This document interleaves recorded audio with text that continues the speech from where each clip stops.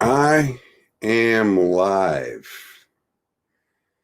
God, I hate this technical stuff. Hi, everybody. If there's anybody there, I don't know where to even look. Comments over there. Hey, Dennis, I'm really looking forward to this. Yeah, thanks. Cool. Hey,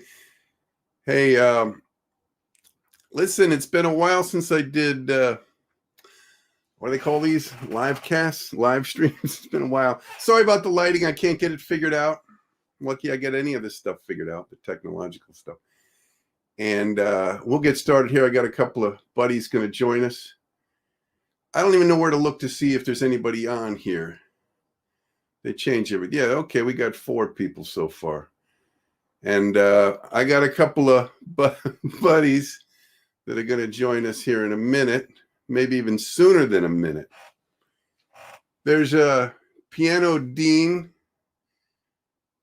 It's hard to believe the drone video was a year ago. Yeah, the drone video. Yeah, hey. Well, yeah, that was a year ago? I didn't even know. But yeah, I've spent a lot of time and a lot of money. I had a production team come in here and, design the command center here. And look at this. They did $200,000, and this is what they did. I could have done this myself. But we're going to talk about stand-up comedy and the language of stand-up comedy and the lingo and the slang and all that stuff. I got a couple of buddies I'm going to bring on here. And I think I'm going to bring them on now. There's Matt C. We got a few people logging in here, and some people are going to watch this later. I can't get the lighting. I don't know what's going on. Let me bring in my buddies. Oh, let me give them an intro, like a stand-up comedy intro. Coming to the live stream, a guy, he works clubs and colleges all up and down the Eastern Seaboard. Please welcome Eddie Brill. I wish I worked at those up and down the Eastern Seaboard. I'm more bored. Career. How'd you like that intro? Pretty good. Let me bring in the other guest before I forget. Oh, you know what I mean? Eddie, let me bring in, he also works clubs and colleges up and down the Eastern Seaboard. Please welcome Joe Bolster. There's half of his face. Yeah, Joe. He struggles. You got to go in those barber chairs and you just have to spin it up there. Hey, Joe. Joe, you didn't put the right name in the box. I asked you specifically to put your name in the box, and you put Jeremiah. Why did you put Jeremiah in there? Well, as we all know, he was a bullfrog. You got to get closer to the mic. We got half your face and none of your voice. Where might that be? The mic? I don't know. Near your computer. Anyway, you can't hear me? Wait, do I have you muted? No, I got you on. I could mute you easily. I'm in the command center here. Because I can hear you okay. Yeah, well, that's not the point, Joe. We need the people who are watching this to be able to hear you, and we need me to be able to hear you. Right? Yeah, it's kind of low for me, too, on the Joe front. On the Jeremiah front. Okay. Yeah. More face. Well, Joe, can you work on? You got your assistant there? I'm a tech person here. You got your tech person, right? I might get him my computer to use because it's better than this one. All right, is he going to switch computers? Is that what you're suggesting there, high tech person? Yes. Disco tech. I'm glad we didn't rehearse. Yeah, I know. It's like getting comedians to rehearse is pretty. Are you going to switch, Joe? Is that what you're going to do? There's talk of that. Yeah, Well, I'm going to talk to Eddie in the meantime. How about that? That's the professionalism. I'll be Jeremiah for a while. I don't mind. Hey, Eddie, how you doing, man? I'm all right. I'm hanging out. I had to watch a little hockey, and I put it on pause so I can play with you guys. Hockey? Yeah. Yeah, who's playing? The Rangers are playing the Bruins, a little old original 6 matchup from way back in 1929. And I miss it. I miss it's kind of odd seeing it with no fans. Still in New York, there's no fans in the stadium. It's a little odd. Yeah. Some Ranger scored his first ever NHL goal, and there's nobody cheering for him. Like his parents weren't there, and you know, they're locked down somewhere. It's all But weird. otherwise, I'm good. Otherwise, I'm great. You know. Yeah, well, let me say this. If anybody is watching this 200 or 300 years in the future, this is during, what will we call this? The great shutdown of 2020, 2021. We're in February of 21. And my name's Dennis Regan. Lots of times you see things on YouTube and stuff like that, and it'll say when it was uploaded, but it happened 20 years before that. It's confusing. Right. So that's for the posterity, people that might Yeah, watch and this. if you're watching a hockey game, don't tell me the score because I'm recording it. I'll know in 20 years what happened, but Right, watch it then. Watch it in 20 Yeah. years. okay. So the subject of tonight's matter, the subject matter of tonight's. What's the matter? This is only the second one of these I've done with guests, and the other one we talked about doing comedy in China. Let me see what I can do with I can change things around. I can have you guys be bigger. I can have Joe's tech person in the shot. That's your lovely wife, right, Joe? Yes. And she's trying to set you up. Yeah, well, we're going to talk about comedy. When and the language of it. Like I was gonna wear a hat. I had a hat on when this was going to start, kind of a wool cap, like Mike Nesbitt had for the monkeys. For the monkeys. That was going to be my hook. I've never really had a hook, and I was thinking there's no comedians that wear the wool cap. Well, there's not many comedians with a hook, too. You know, so maybe you could have worn one of those. Well, right, a hook. But explain what a hook is, Eddie. I don't mean to put you on the spot here, but like a hook in comedy or in show business, what would you say a hook? Well, you know, sometimes, you know, when I first went to college, I wanted people to remember me. I grew up in Florida. I was born in New York. I grew up in Florida, a very small town, and now I moved to this big city, and I thought everyone was cosmopolitan. So I wore this hat all the time that I thought it would stand out. Well, it stood out like an idiot because I wore this hat. But some comedians or performers will do something that they'll be recognized for, like that's the ticket, or something like that, and then that's their hook there. Or a comedy will have a character, and that'll, you know, the downtrodden guy, and that's the comedian, his or her hook. And sometimes hey Joe, you're back on, right? I'm back, man. How do I look? You look much Can you better. hear me? Yeah. You've been putting some you youth hear me? goop on or something because since the last 10 seconds here, you look a lot better. Yeah, Little and a red nice shoe. decorative plate behind you too. Like, Yes. There's a lot of work went into that background, man. And you sound like you're on the dark side of the moon, but we can hear you now. Okay, good. Yeah. Hey, Joe, what was your hook? What is your hook to get people to funny remember you? when I first started doing comedy, I wore a cat hat on stage. You know, that kind of, and I don't know what I thought I was going for with that, but I had a little bit of a twang in my voice, and that was my thing for a while. A cat hat, yeah. I don't even know what that is. Well, it's it's a tractor company or something. I thought you meant like the cat in the hat. I thought No. Like little triangle ears on the top, you know. Yeah, no, it was that. I think it's Caterpillars. It's short. That's, you know, it's like a tractor company, like John Deere, and it gave me kind of a blue collar. I'm sure that went over big in New York, right? The cat hat. Yeah, it is in here lecturing. I used to say "all right" at the end of a lot of my jokes because instead of getting laughs, you know, I thought "all right," and I would say that at the end, and you know, that would be like a little thing. And you know, I didn't have any material. I just had, you know, endings, and I had no ending, so I threw them in there. Like, here's an impression of Snagglepuss, and then no joke, and then all right. So you were searching for a hook. Still am. Yeah, me too. Me too. I thought the wool cap was going to be it, but it was making the lighting do all weird stuff when I went to log on here. So like it's still doing weird stuff, but it was making so I had to lose that hook. Do you remember sometimes hooks can be organic and come out normally, but sometimes you have to work for them, and they're sort of like the cat hat, you know. Well, you know, Rodney's hook was I get no respect, but I think that the legend has it that Joe Ancis gave him that line. Do you know Joe Ancis or of him? Yeah. Joe Ancis was this legendary guy who apparently had horrible stage fright, but he was apparently the man behind a lot of Lenny Bruce's material. And he had a lot of horrible what? He was the man. Apparently, he was a very good friend of Lenny Bruce. Uh-huh. And used to give Lenny ideas for material, but he himself couldn't go on stage. And he was also friendly with Rodney back when Rodney was, was going by Jack Roy, I think was his actual real name. Yeah. And as he began to develop this kind of schlubby character on stage, I think Joe Anson suggested to him that his hook line would be, "I'll tell you, I get no respect." And put that in the act. The rest is history.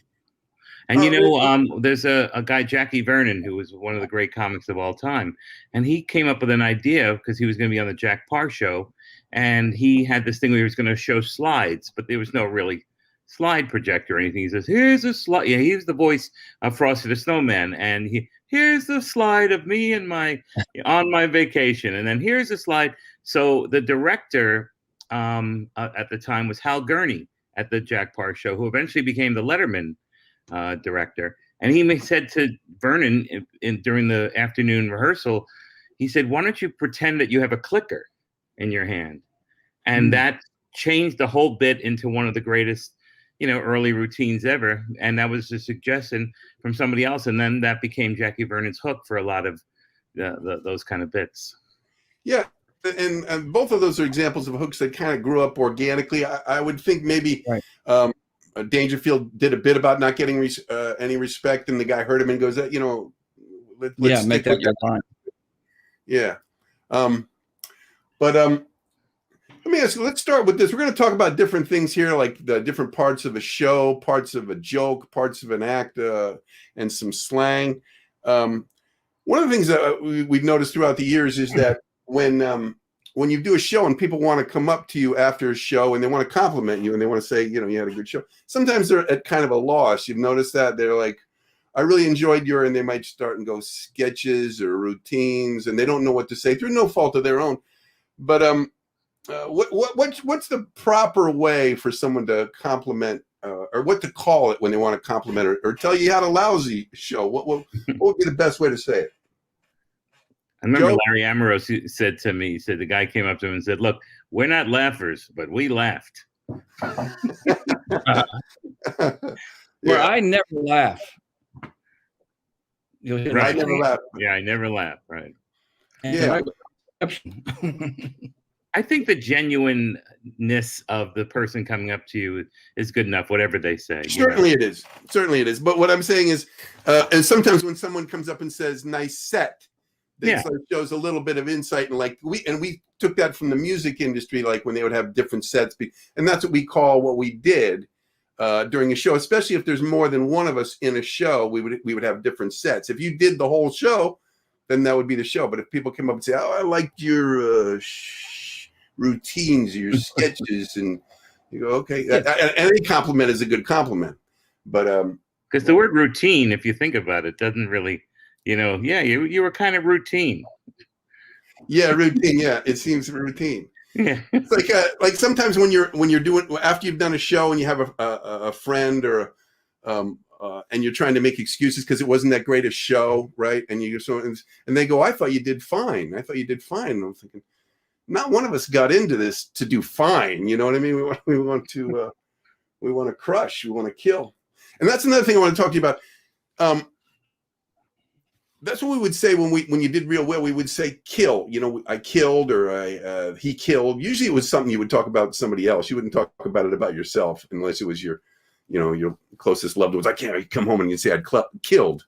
But generally, you would say that for somebody else or somebody else to talk about you if you did really well. But now people are saying killed it. Have you heard a lot of the younger comedians are saying he killed it, and it doesn't hit me the same way. What about you guys? Well, I think the language is all kind of aggressive and, killed, crushed, bombed, died. It's murdered.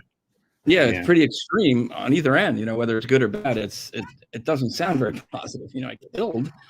Yeah, right. I gave the people an enjoyable evening.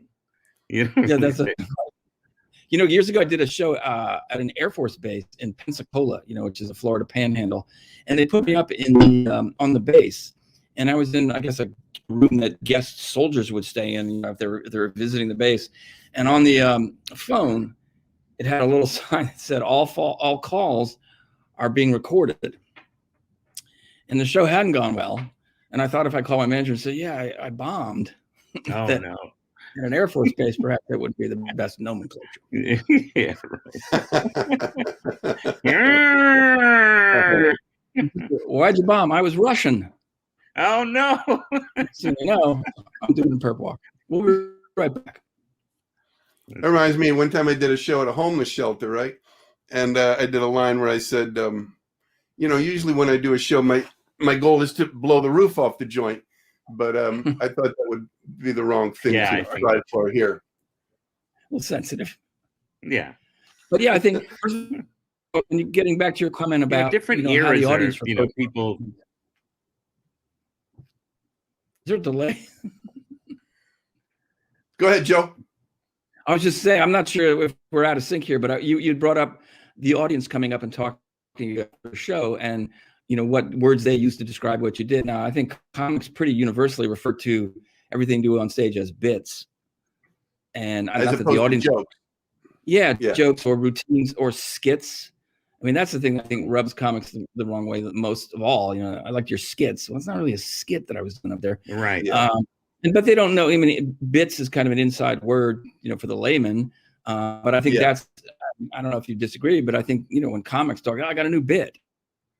Oh, that's a fun bit. They don't say like routine. Maybe you'll hear that occasionally, but it's never skits or sketches, and jokes probably is lower down the list too. Yeah, I think an improv show. Little jokes. A joke that I would write would be a bit, and then when you put them together, when you put 4 or 5 or 6 bits together that kind of work together, what do you call that, Eddie? A set.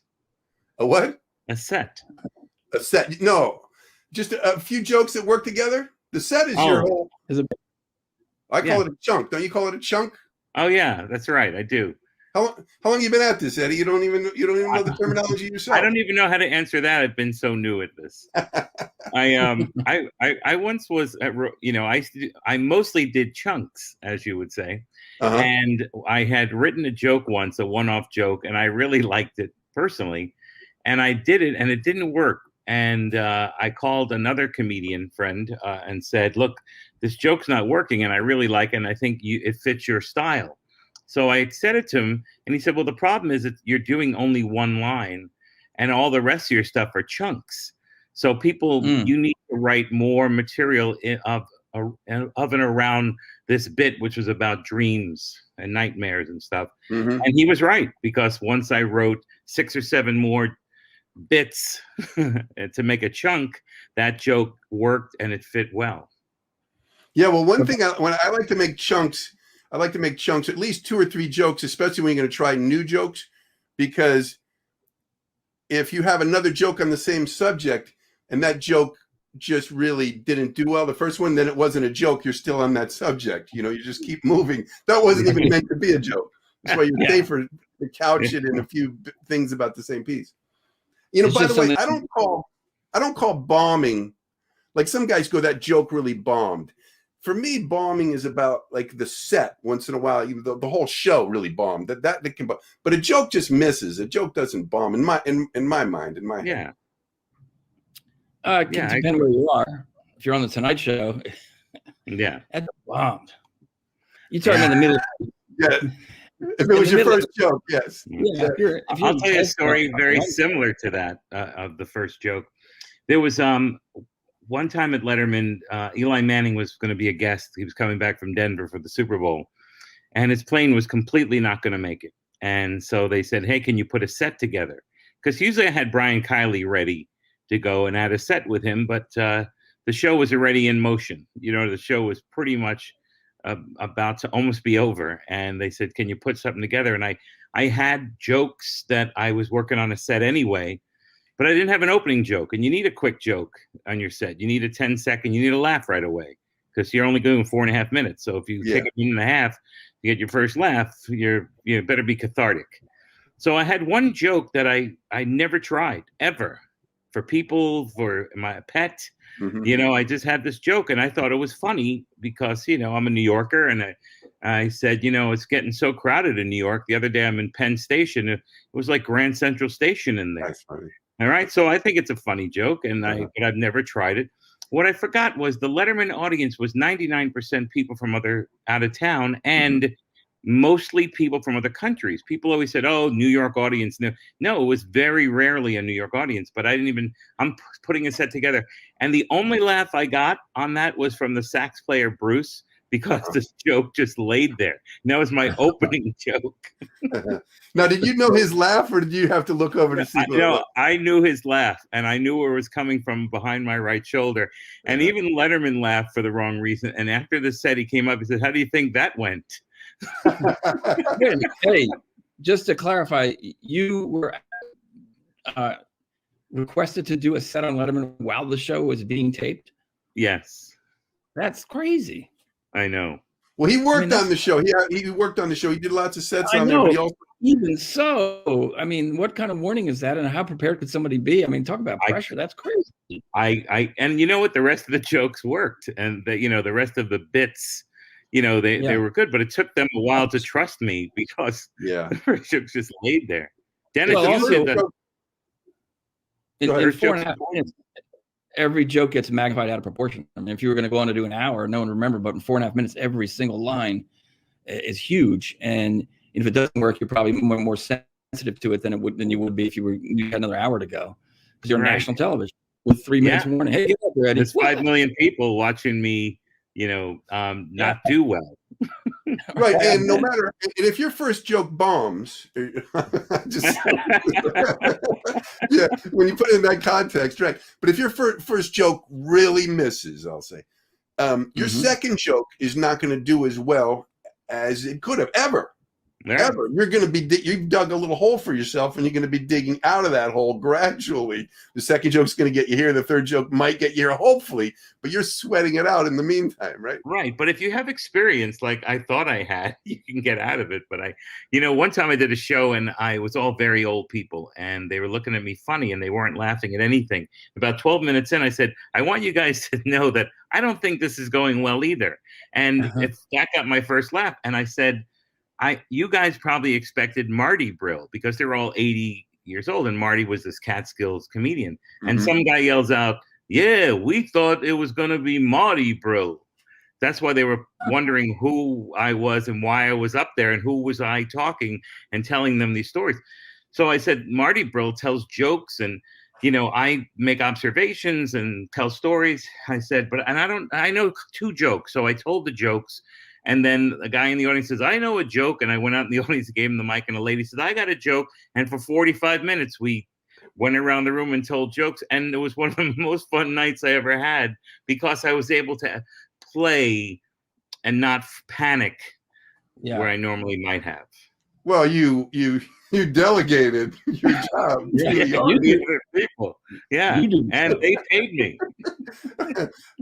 And none of those people got any money back. Eddie, you reminded me of the first time I did Letterman. I was out, and I was having a pretty good set, and then I heard about 3/4 of the way through my set, I heard a weird sound from behind me. And you know how you build things up in your mind. I go, "What was that?" I'm still trying to do my show, my set, and then real quickly I realized, oh, that was Letterman laughing, right? And then I thought, oh, that's good. That's good. This is while I'm trying to do my show. I'm thinking, good. And I go, wait a second. I'm almost done, and that's the first time I've heard him laugh. Is that good? I don't. Your dialogue. And then ramp up and get off. Well, another thing, a good introduction can help. I did a show. You mean like works clubs and colleges up and down the Eastern Seaboard, Western Coast, the Gulf Coast? I did a show once on the west side of Manhattan for a Jewish singles night, and I had just won the New York Laugh Off contest. So the MC asked me, "What do you want me to say for an introduction?" I said, "Well, I do comedy up and down the East Coast, and I just won the New York Laugh Off." And he goes, "Okay." And he says, "Well, we got a great show tonight. We got Ikem Ben Ellick, the piano player, and a very funny comedian, Joe Bolster, just won the New York Laughing Contest."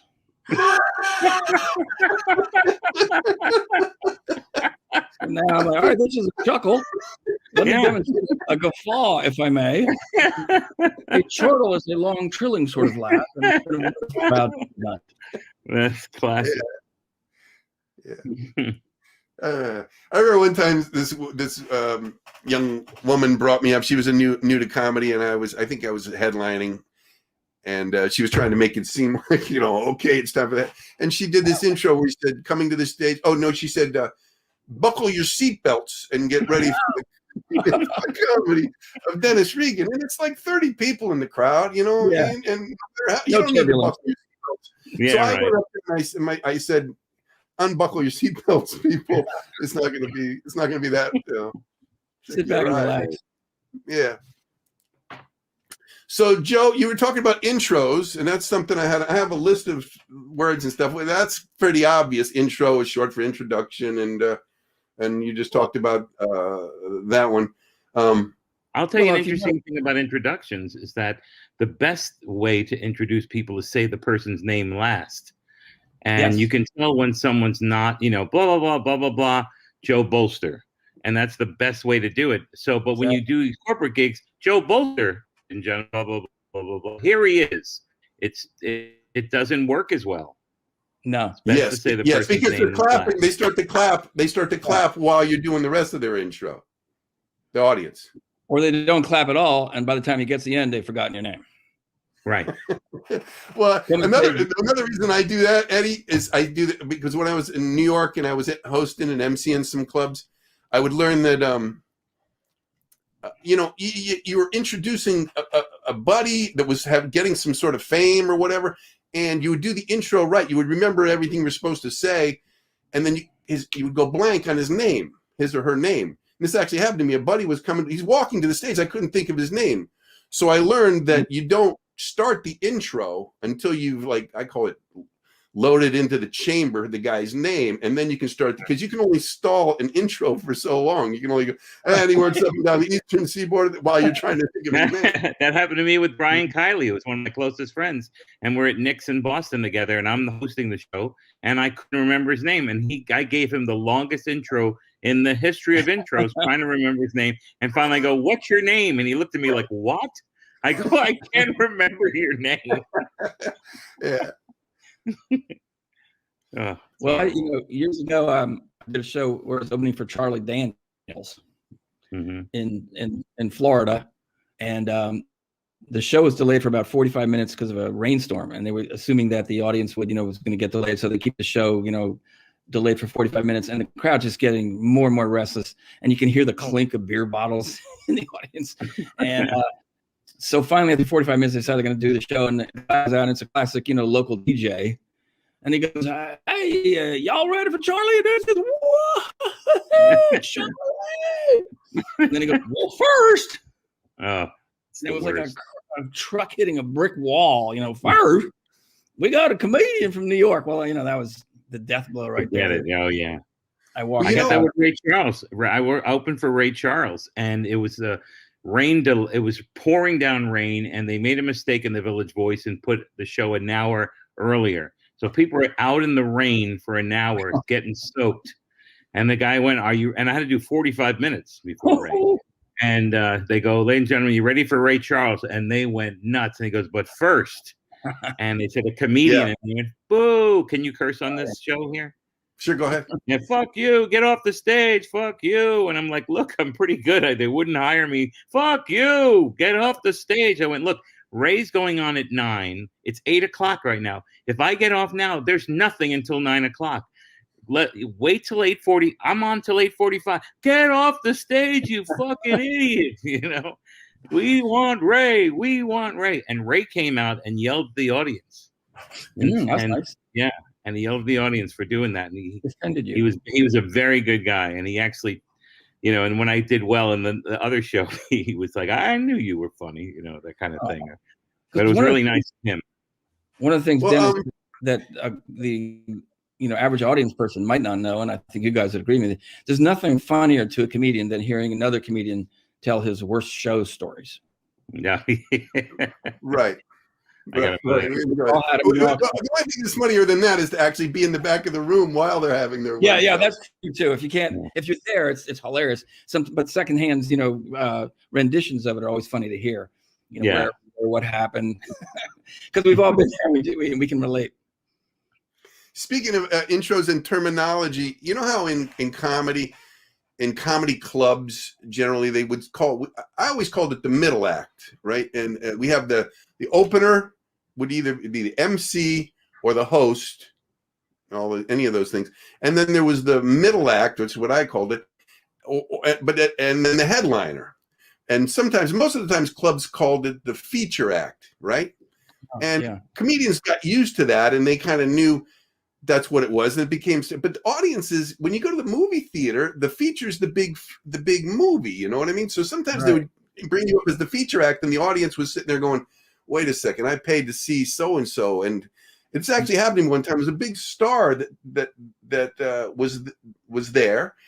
And they brought me out as the feature act, and I could tell the audience had paid like $50 to get in this place, and they weren't happy. And I said, "Look, he'll be out here in a minute. I'm right here." But I saved myself by knowing, and they were like, "Okay, go ahead. Well, whoever you are, go do your thing."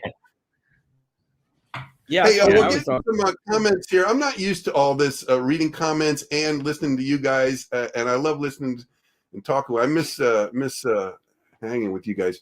Let's see.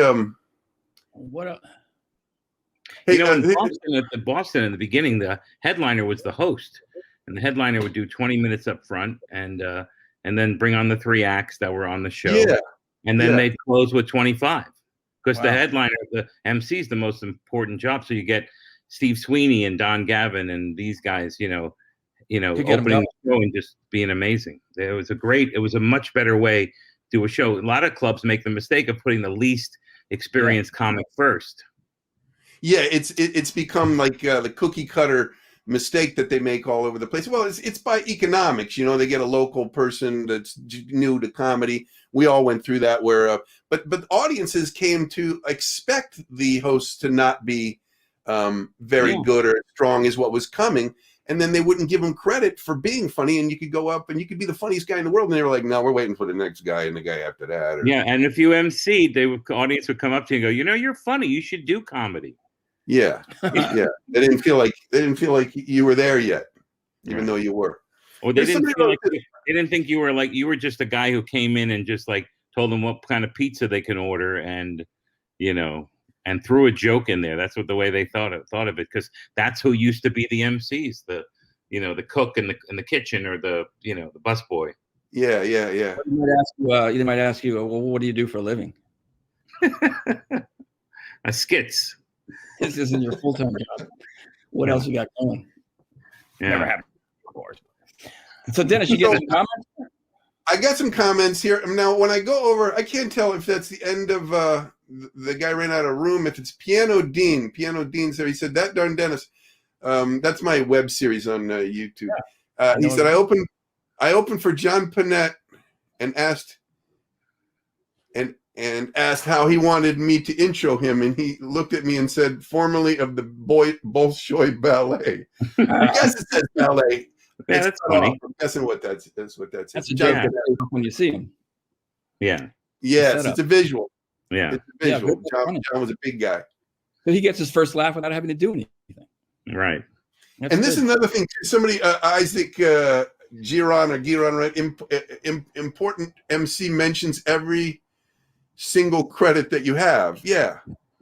They can make it sound too big. You ever had that? Like they're just the next guy coming to this stage, he's gonna have you laughing so hard you're gonna be rolling on, and like the one I hate is when they go, "You ready for your headliner?" and they applaud and they go, "That's not good enough." It's like, yes, it is. It is good enough. I don't need you to make them go cheer harder. That's right. Especially when it really was. Especially when it really was good enough, and they're like, "Hey, you can do better than that." No, they were pretty good. Yeah, stop pushing them. Stop pandering. That's one thing I learned about when going to Europe as a comedian, is how much American comics, and I was just as guilty of it, is pandering. We pander so much. We get applause for no reason. Like, hey, how about those? Let's hear it for the army men. It's like, why are you getting an applause off of their hard work? And there's a lot of, and one thing about American comics, there's a lot of, pandering to the audience, and it's really kind of gross. I went to England and they were like, I gave the guy my intro and he thought he looked at me like, fuck you. And I was like, later on, we became friends. I go, what was that from that first night? He said, well, you came up and started bragging about your career. I go, I was giving you my intro. He says, intro? He said, why would you tell people how good you are? Just go up there and be funny. And if you're funny, they'll know. But if you tell them how great you are in advance, it's kind of, it's kind of dicky. Well, go ahead, Joe. I was going to say that brings up another kind of, jargon of the comedy world that Eddie's referencing there is the claptrap. Like you either do something like, hey, I don't think it's good to kill baby seals. Well, who's going to disagree with that? Oh, okay. And they're applauding that. Or you do something where you do a bit that all it really is memorizing a long string of words. It's not funny, but it's sort of impressive. And then the audience kind of, And so there's an illusion you're really doing well, but what have you really done besides commit something to memory that anyone could have done in the audience if they had the time? Yeah, I remember the first time I discovered that, Joe. I wrote this bit about, and by the way, it is funny, but no, the bit was about a police sketch artist, and he asked me what kind of lips I had. I know this joke. Yeah. Remember that? And then I would just say, and then I would describe the gun in a lengthy way. And the first time I did it, it got applause, right? It got applause, and it laughed and applause. And I thought that's a great bit. And then not too long after, I realized, no, they kind of just always do that whenever you write a bit that's a litany of things that you describe, whether it's and it's a formulaic thing. It's almost like an impressionist gets applause. So it was still a good bit, but I realized it wasn't that great of a bit. It was just I thought it was a very good bit. It was smarter. It was a smarter way to say what you wanted to say without pandering. There's a difference. I have done bits where it's a lot of words and it's pandering, and then I've learned to, as you evolve as a comedian, not to do that, to have some kind of soul or some kind of, underneath, something point. Essence to it. Yeah. Point. That's the hard word. Yes, Joe. Eddie, I've noticed you doing a lot less pandering these days. I'm doing a lot less comedy. That was your hook, actually. You were the pandering. Yeah, it was my big hook. When I want to do my sketches, I would just pander. I would Robin Zander. No, it really was interesting because when I came back to the States, now in the United States, people are used to the intros. So it's not like, it's, the audience is like, why aren't we hearing the credits? Because that's what we're used to. But I would just say whatever you want to say. And I didn't, but I know comedians who would go on stage, and if two of them, and I won't mention their names because they're big comics and even if they were little comics or whatever, but they would freak out at the MC if they didn't get every word right in the intro and these long intros. And it was just such an ego play. It was almost, I was embarrassed for them. Well, I always think, I've always thought that we really do intros wrong. With the credits, the audience doesn't. The audience it goes in one ear and out the other. He's been on Showtime and he's been on Comedy Central and he was on late at Fox and. But you could say, look, I opened up for this comedian and it's not really opening. You just happen to be on a show and that comedian popped in to do a guest set and someone say I opened up for Jerry Seinfeld.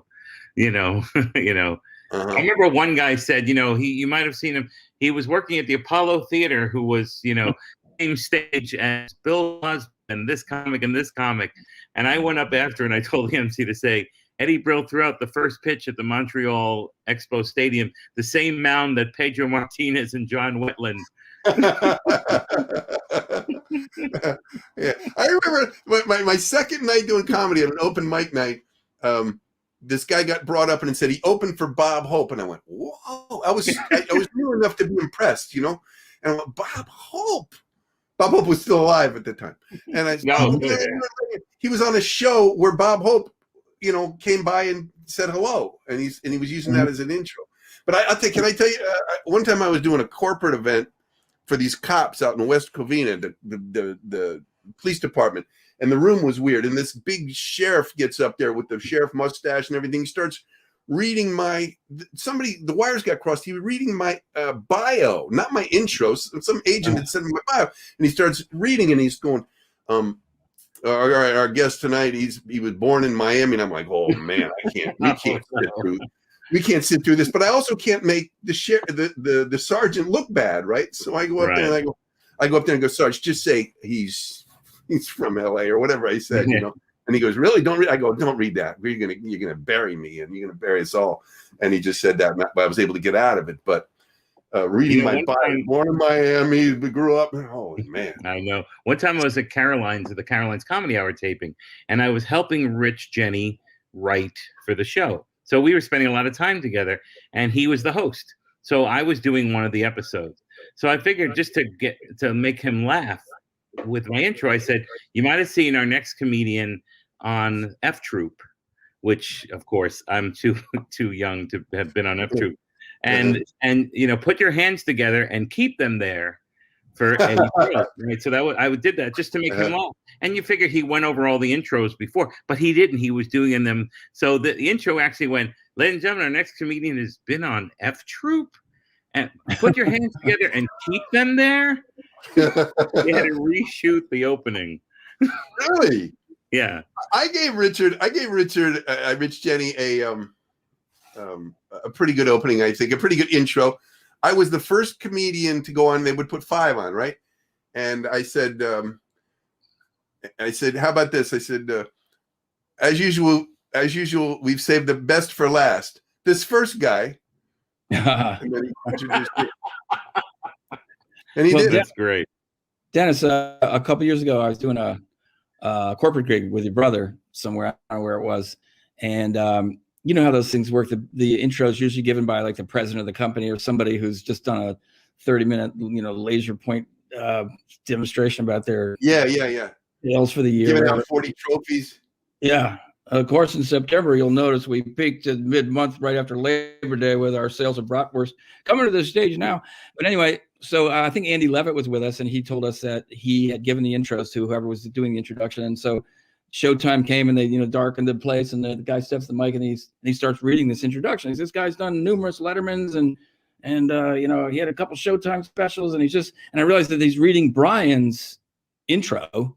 Oh. And it goes on and on. I said, how's this going to work? He goes, and of course, that's Brian Regan. In the meantime, here's your feature. And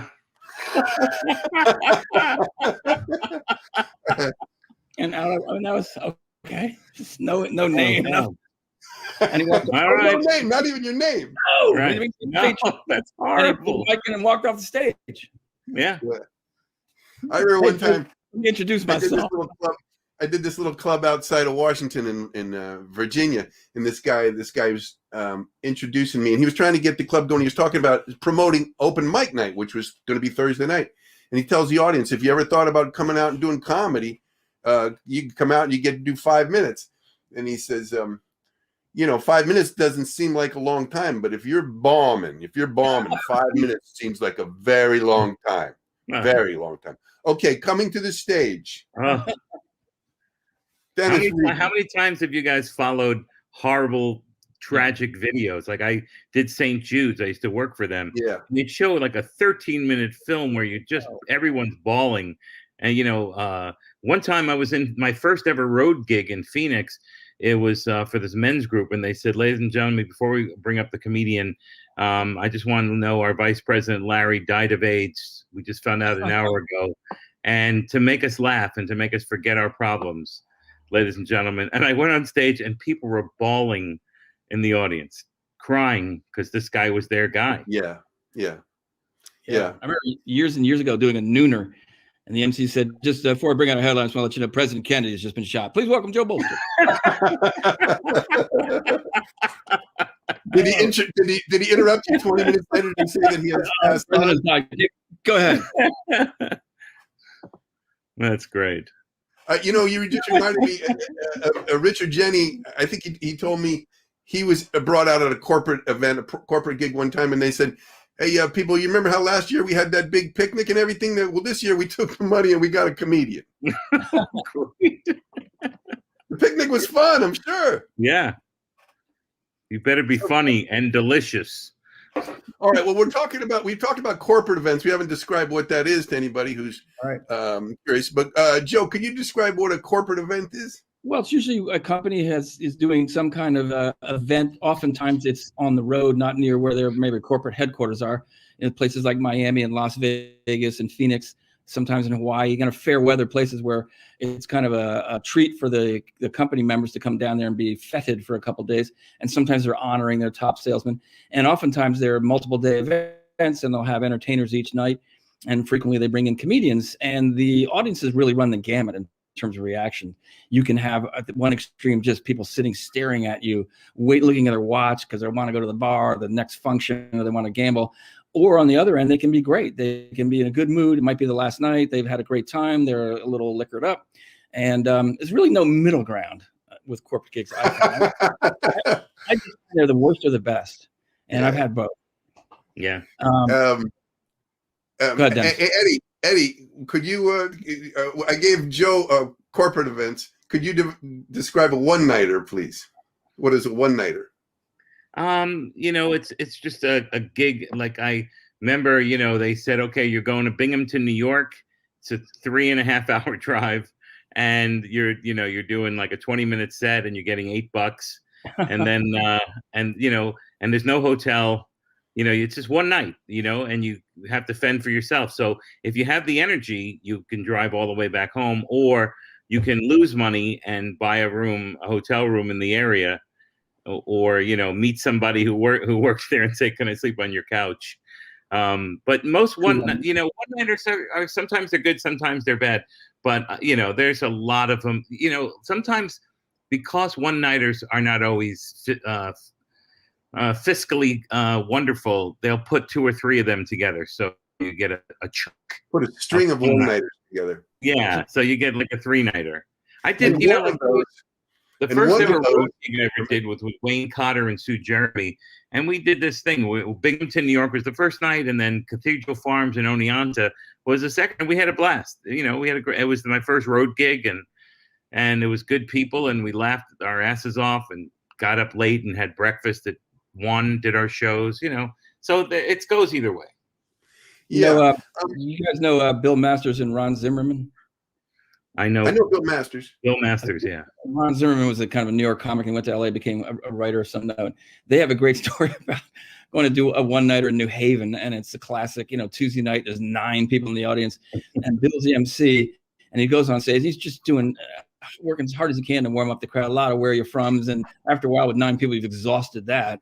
And so looking to help him out, Ron Zimmerman goes and sits down at a table right up front. Bill sees him sit down and realizes that Ron's throwing him like a lifesaver.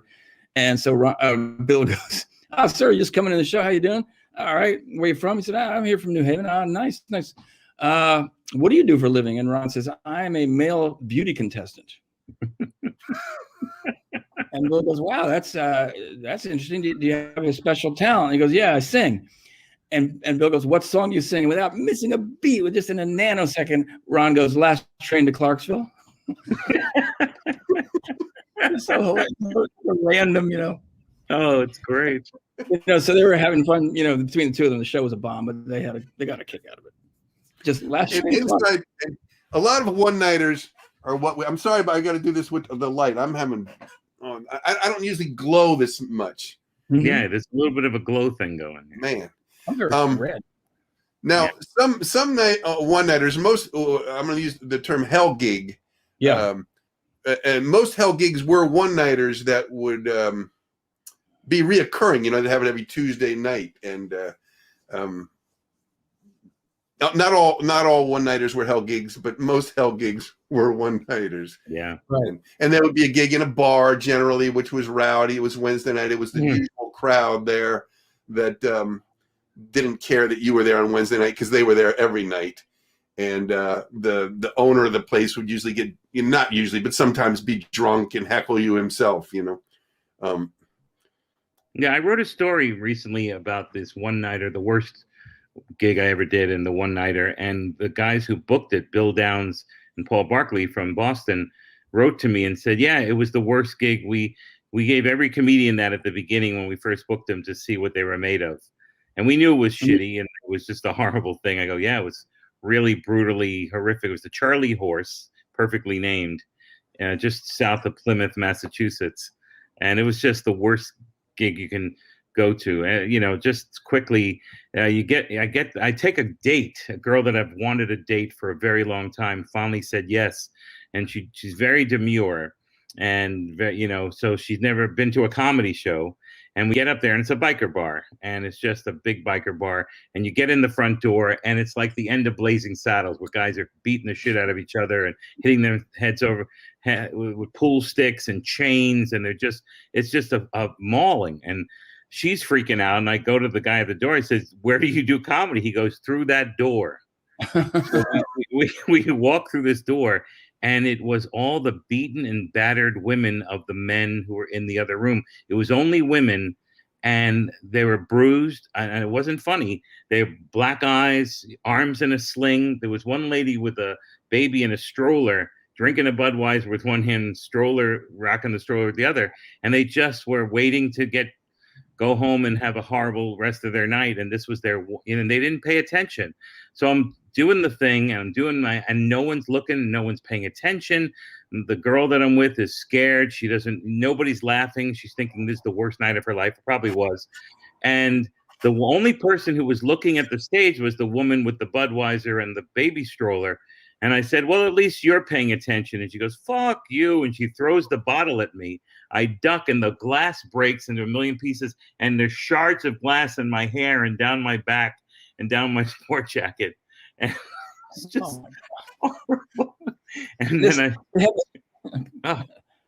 it gets worse. But anyway, that's the kind of gig that was. Yeah, you know, I never signed up for. Some gigs would turn into a hell gig, but if somebody came up to me and said, "Hey, you want to do a gig on Tuesday night? It pays such and such, and it's a hell gig," I would go, "No, I'm not. I don't sign up for hell gigs." Right. Well, years ago, at the show in Myrtle Beach, South Carolina, it was one of these back in the days when you Tuesday through Sunday, and 90 shows, and it was the second week of this club's existence, and the guy who was working us told my manager, "Hey, the second week had some kinks. The first week, Chris Rush was there, and he had a little problem, but it's all straightened now, so everything's good." All right. So we fly down to Myrtle Beach, and the afternoon, the comes over to say hello, and he's very southern. "Hey, pleased as hell to meet you. We're so happy to have you here. Let me show you the club." So we go to this club. It's kind of on the outskirts of town, and it's clearly been a disco prior to its existence as a comedy club. It had a stage of about 6 inches high and a disco ball above it, and kind of cafeteria styles tables and chairs, and just not really a warm looking comedy room. So the first night there's about 9 guys there, and the show starts, and the 3 comics are all bombing left and right. And then the second night is the same thing. And after that night, the guy fires us. So that's it. You're done. And we're supposed to be there through Sunday. And no, you gotta leave. And where are we going to go? So we go back to the condo, which he's given us. And then it turns out, and I had noticed this is kind of strange, each evening would start with 9 or 8 guys in the audience and an equal number of waitresses. And by the end of the night, there may be 3 guys left and 5 waitresses.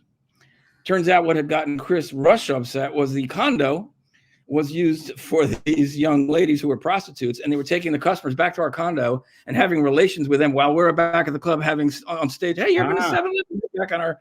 And Chris Rush had come home after the first night and found a fecal streak in his bed, and went to the airport in the middle of the night, even though there wasn't a flight till 7 a.m. Stayed in the airport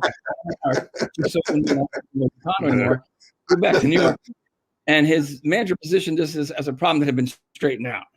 Oh, yeah. And we got fired for 2 days. And so the next day we had nowhere to go. So we're sitting in the condo, and he brings in a woman who turns out to be a hooker that he was going to try out, I guess. He had a wife and kid on the other side of town. And he sees us there, and he thought we had left. And he comes up to me, and I'm sitting there with my leg crossed, and he taps the sole of my shoe and goes, "Get the fuck out." 2 days before, "Hey, pleased as hell to meet you." 2 days before, "Get the fuck out." That's fantastic. Fecal streak. A fecal streak. Yeah, I'll never forget that. Mickey B asked me if we had a second date, and I didn't have a second date. She was the longest 35-minute ride of my life getting back to Boston from that horrible gig. From Plymouth? 35-minute ride. Yeah. From Boston to New York. Yeah, I know. I've driven with Charlie Horse.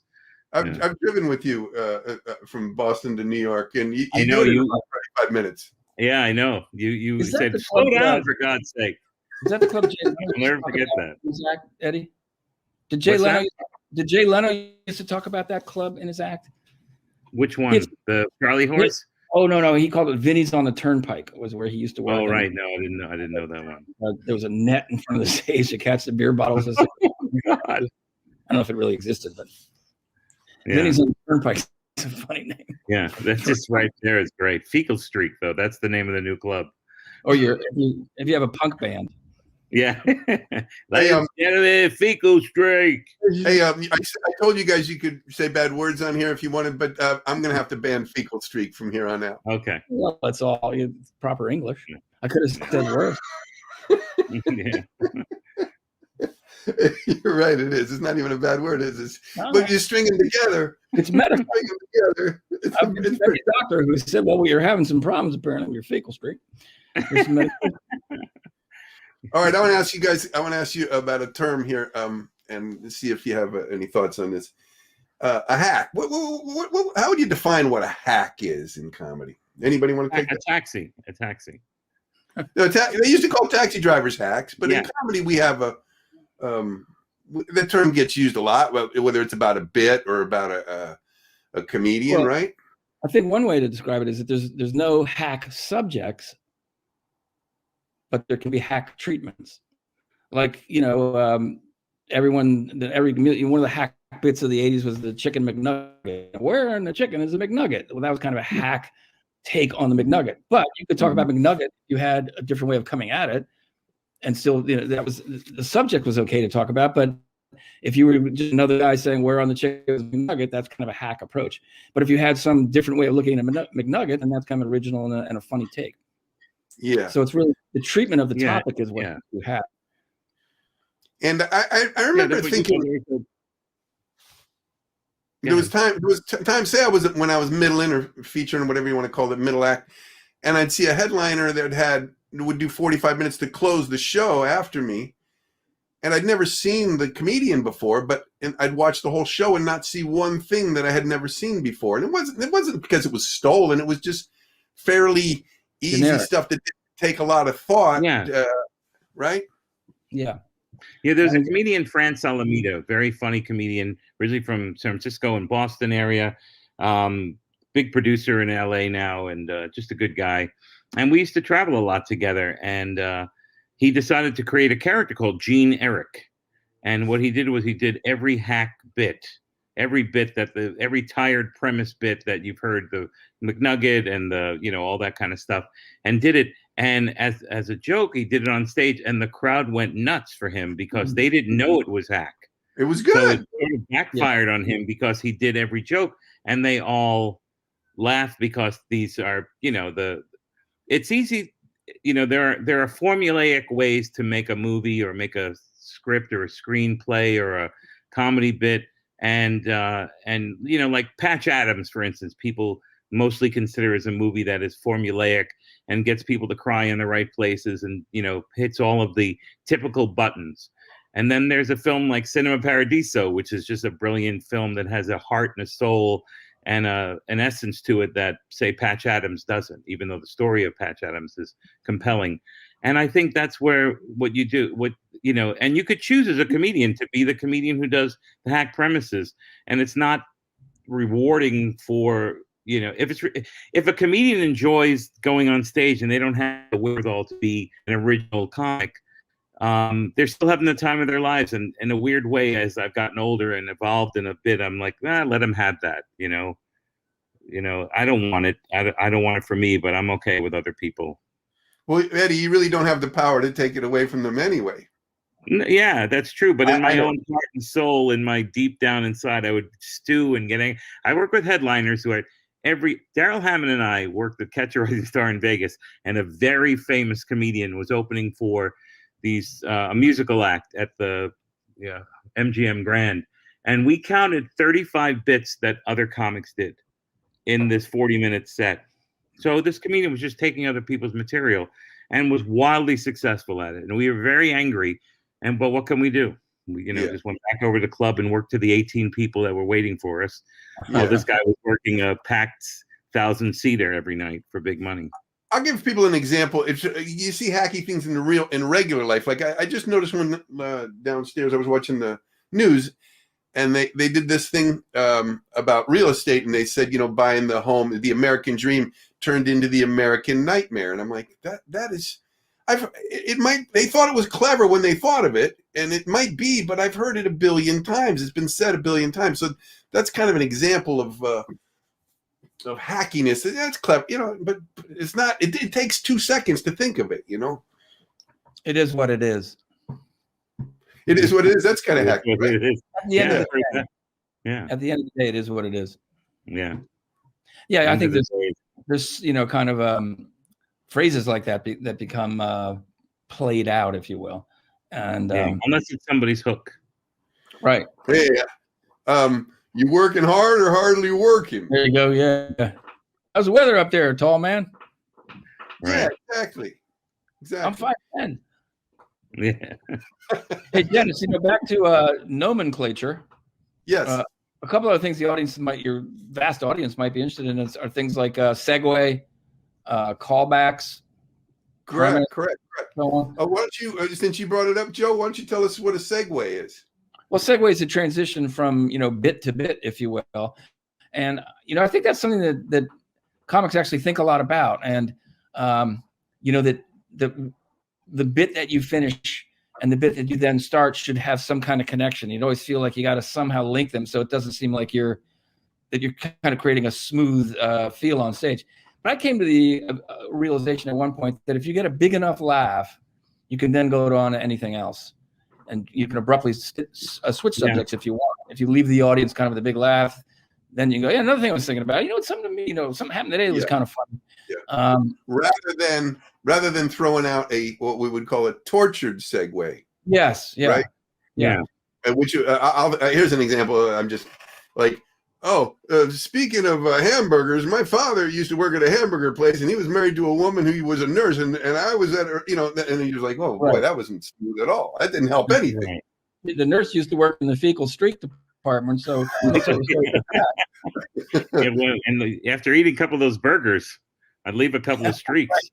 Right. Speaking of streaks, you know, I was running through the house naked. You know, I agree with you, Joe. I used to call them silent segues. I tell comedians you don't have to force a segue in there. Yeah. Just finish the joke, and then you can almost just change your posture, your way of you know, standing there, and you know, like or moving or your facial expression, and go, yeah, well, and then you know, the other day I was blah blah blah. You know, it doesn't have to be. It's like you physically announced I'm starting a new chapter in a way. Yeah. You know, George Carlin one time, I think he was commenting on this subject without commenting on it, but he finished a bit, and then he just went over, took it, and then he just said, "New subject." Yes. That's very funny. I do remember that. That was great. Yeah. And then a callback is where you reference a joke again that you've already done some minutes earlier in your act. A lot of sitcoms will end an episode with a callback because it's kind of easy to get a laugh. I mean, it can be done cleverly, but it's also the audience loves them. Yeah, they do. And I think they can be, you know, they can run the gamut from kind of being hacked to very clever. But it's an effective way to generate a laugh, and it's also can put a nice button on a show, as a lot of sitcom writers have discovered. I remember. Yeah, I always liked them. I always thought it was cool to. You ever do a joke on stage and then you do a joke to close and you do a callback, but you didn't do the joke before. Right. Yes. I've done that. I didn't do the first joke, and then I did a callback to the joke I didn't do. Yeah, for your big closer, right? Yeah, big closer. I've done it a few times. Yeah. Well, I remember Brian taught me kind of early on when I was getting about I learned about callbacks, and I was talking to Brian about them. He said they're great.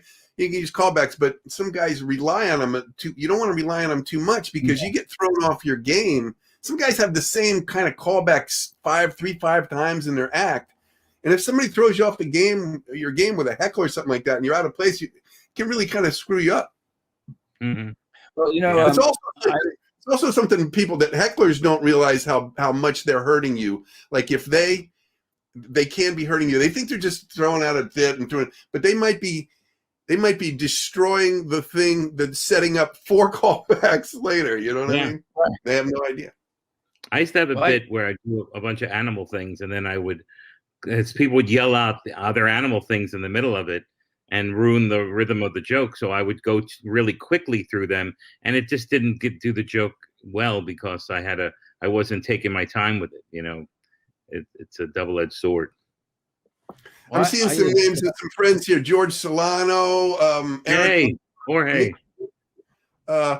This is tricky for me because I'm not used to listening to you guys and looking up at this, and I'm afraid I'm going to see some fecal matter, fecal streak comment. I hear Solano's got the disc. Yeah. What? Solano's got the disc. What's that mean? That's you know that movie, Robert De Niro and Charles Grodin. Oh, Midnight Run. Midnight Run. Yeah. Hey George, how you doing, man? Good to see you on here. Dave Freed. I'm gonna read a couple of things. Just go up here. Hang on a sec. Kim Regan is loving clever callbacks. Lance is on here. Lance Montalto. Ah, Lance. Hey. Mr. Floppy, Tim Opera, Earl Music. All right, Wade. Earl. Hey, Wade. Hey, thanks for logging in, everybody. We got a ways to go here. If you guys can hang out a little bit more, I want to talk about the parts of a joke. What would you say is a setup, Eddie? What would you say? How would you describe what a setup is, or how do you want to do that? It's the beginning part of a joke is how you it's like in tennis or in volleyball. You just to make the play go, you've got to set the ball up for the first, for the final kill. And so you have a joke which has a setup and it has a punchline, a beginning and an end. And then oftentimes jokes go in a series of three, not all of them. So the three is usually the setup, the feature joke, the middle joke, and then the punchline. So the setup is always a way to get the joke to, in a way. It's a very important part of the joke. People don't, a lot of times when we were around Letterman and there would be comedians on the show, he would laugh at the setups more than he would laugh at the jokes because he loved a really good setup. Yeah. And sometimes a setup, I appreciate that, because sometimes a setup is a clue. You're cluing people into what's coming. Sometimes it's not an obvious clue, but it's a little clue. And I heard it put this way, that the setup is kind of the true part of the joke. It's the real thing. And what I've learned is that instead of you own the power at the beginning of the joke. I had a joke where I had said, why does this happen? And that was the setup. And I changed it to, I've often wondered why this happens. And then this way I'm not being needy in the setup. I'm coming from a place of knowledge, a place of power. And it's changed jokes around completely from having to ask people, which a lot of times I would do, or other comics would do, to ask in the setup. But I would instead come from a place of knowing as opposed to a place of asking. And then the setup, and then the funny part of the joke is the punchline. I know this is remedial stuff for most people, but and then there's what I use a lot is taglines. Joe, how would you describe what a tagline is? Well, I would, back to the whole notion of a setup, which I think basically is another word for premise. The premise and the setup is basically giving the audience the information they need to know to get the jokes that you're about to distribute. And then the goal, it's, at least my goal was always, put as many bullets in the gun as you can, and then fire as much as you can before you have to reload, if you will, so that your premise is rich enough that it can sustain, a series of jokes. So that it's not just set up punchline, which to me was always kind of slower than, set up, bam, bam, bam, bam, bam, bam. So you really get the audience convulsing before you reload to the next premise. And again. And taglines tagline is like an extra punchline. Yeah, or a little aside at the end. And it might be a big, it could be just as funny as what's preceded it. And sometimes it's just a little chuckle as you move on to the next thing. Sure. And sometimes taglines are even funnier. Even the third or fourth tagline can be the best line you have. So I'm not sure if you then would consider it a tagline if it's still delivering a big enough laugh. I don't know. I mean, to me, Doesn't matter Well, what I mean, you call it, I guess, but that's what I called this. That's what I called this live stream. So that's what I'm talking about. well, I think one of the things that you kind of learn from television, and Eddie might be able to back me up on this, is that oftentimes taglines don't work as well on television because an audience will have a big reaction to your big punchline and applaud, and you've got another line left that works in the club because they're sort of in a groove. Yeah, and you yeah, throw yeah, it yeah, out yeah. Dead air. Like we thought you were done. The only way that can work on television is if you do the setup to that next line again. Yeah. The only way. Otherwise, you get rid of it. A little bit differently. Yeah. You have to be a pro enough to know, get out, you got the biggest laugh here. Or if you really love the next bit, the next tag to it, step back one line, say that line again, and then do the next one. And that's worked. I've seen Larry Miller, one of the geniuses of our business, do that when he on television where he's gotten a laugh and he wants to do the next line, he backs it up a line and then does the yeah. And this is one that I don't know how to define, so I'm going to throw it out to you guys. But what is a throwaway line? Well, to me, the throwaway and the tagline are kind of, in my mind anyway. The tagline not as a big laugh as the throwaway, but it's kind of a little aside that might get you going into the next bit or generates a little bit of a chuckle. It kind of greases the skids for what you're moving on to. I think a punchline is generating a big laugh, where a tagline or a throwaway are kind of little asides that may make the audience laugh, but perhaps not as loudly as it did on what's preceded it. But your affect delivered is like, I don't expect this to get a big laugh. It's a little amuse-bouche, if you will, a little hors d'oeuvre as we move on to the next thing. Right. And that's sometimes you can ad-lib in the show and then just do a throwaway, and it'll get a laugh. It's like, oh, wow, cool. Yeah. Sorry to cut you off there. Well, I'm looking over here at I was thinking, like the different types of acts in stand-up comedy, and I realized what I am, and I think you guys too are monologists, right? I mean, it sounds so boring, you know.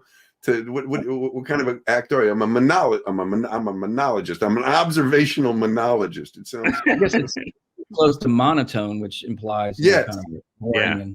But I think you're right. There's and I think audiences have become maybe more hip to that. Just as in singing, there's all sorts of styles. There's opera and punk rock, metal rock, folk, and some people like one genre and not another. And in comedy, you've got character comics like Rodney Dangerfield, which we were talking about when this conversation began, and we've got observational comedians, and you've got prop comics, and you got comics that are physical, storytellers, one-liners, and every style is interesting, and some audiences might like one more than. I mean, comics.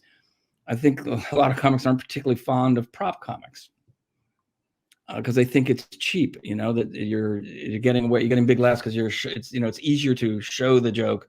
A picture's worth 1,000 words, but audiences really like the guy. So and then there's ventriloquists, which is yet another kind of genre within comedy. But there's all different types of styles, and they all have their strengths and weaknesses. Like for instance, getting back to someone like Rodney, who does this powerful, he had a tremendous character, and it was very relatable, and the jokes were great, and it was perfect for television because they do a great 5 minutes and sit down on the couch and do another 5 minutes, and he was gone before the audience got tired of the repetition.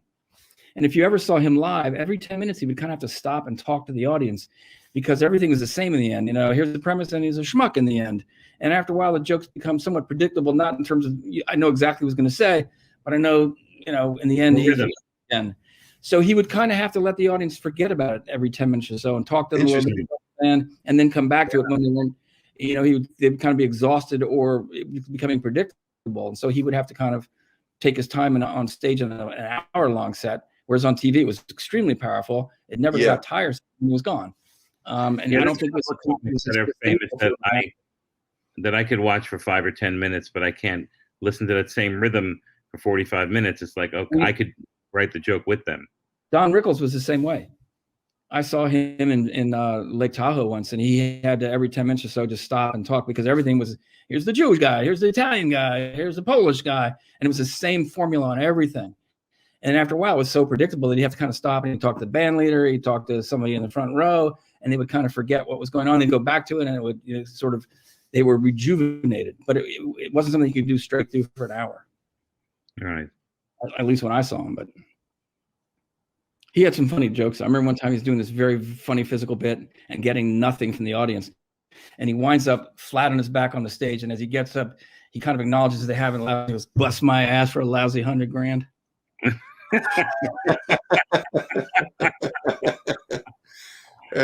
Great. Yeah. But anyway, that's my take. You guys might feel different. No, Well, I appreciate it, guys. I appreciate you being here and doing this with me. I hope some people enjoyed it. I didn't interact too much with the commenters, but I see some friendly names on there, and I appreciate you guys coming in. There's somebody named Panty Snatcher. I think I know who that is. Eric Lambert, Gary DeLina. Yeah, I know Eric. Gary I've seen him DeLina. a long time. Joe Mulligan's on here.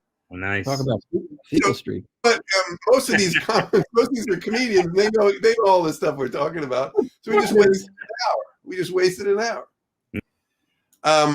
Thanks, guys. Thanks, Joe, and thanks, Eddie, for coming on here. And Good to see you. good to see you. Thanks, everybody, for checking in. And we'll catch you next time on the live stream here on the internet. Bye bye. Well, Joe. Great to see you, Joe.